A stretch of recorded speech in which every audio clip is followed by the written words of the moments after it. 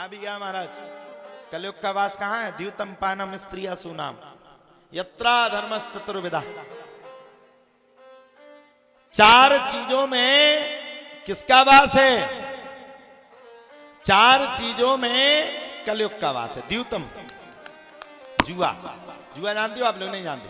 दीवारी पे खिलो जे खेच, गांव गांव में खिलता महाराज जी की दीवारी पे। लाखों रुपए इधर और लाखों रुपए उधर। अब सुनो, पानम, पानम यानी शराब। शराब में किसका वास है जानते हैं आप लोग? दारू पीने वाला शराब, पानम। हमने देखा गांव में किसने जन्म, वो बच्चे का जन्म हुआ, 10 टन खूब दारू पिए, बूढ़े बूढ़े कक्का दारू पिए, पता चला फिसल गए नाली में, डरे थे खाने। उनके जान कि हम स्विमिंग पूल में डरे, वे तो नाली में डले। सही बात है, गलत बात नहीं बोल रहे हम। रात भर उनके जान की डल्लप के गद्दा में डरे, कुतिया बैठी नीचे, ऊपर भी कुतिया के ऊपर डरे। कहां थे उते डल्लप के गद्दा? स्त्रिया सुनाम, अपनी स्त्री को छोड़ करके पराई स्त्री के साथ गमन करना, ये भी कहीं ना कहीं कलयुग है, कल काल के लक्षण है।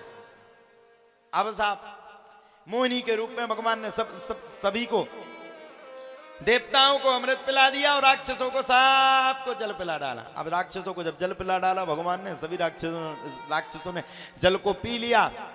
एक राक्षस बड़ा तेज था, राहु केतु, घुस गया देवताओं के बीच में, और बीच में घुस करके देवता का स्वरूप धारण करके अमृत को पिया। और जैसे पिया वैसे देवताओं ने इशारा किया, महाराज ये राक्षस है। और अमृत, यहां तक अमृत तो उसके गले के नीचे उतरने वाला था।